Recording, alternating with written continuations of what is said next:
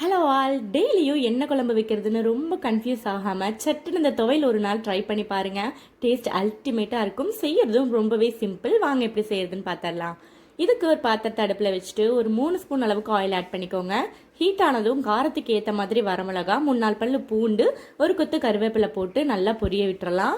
இதெல்லாம் நல்லா ஃப்ரை ஆனதுக்கப்புறம் 2 ஸ்பூன் அளவுக்கு உளுந்து, 2 ஸ்பூன் அளவுக்கு பாசிப்பருப்பு ஆட் பண்ணி இதையும் நல்லா பொன்னிறமாக வறுத்து எடுத்துக்கலாம். அதோட பச்சை வாசனை எல்லாம் போய் நல்லா பொன்னிறமாக வருந்து நல்லா மணம் வர ஆரம்பிச்சதுக்கப்புறம் ஒரு பெரிய வெங்காயத்தை இந்த மாதிரி ரஃபாக கட் பண்ணி அதையும் ஆட் பண்ணிக்கோங்க.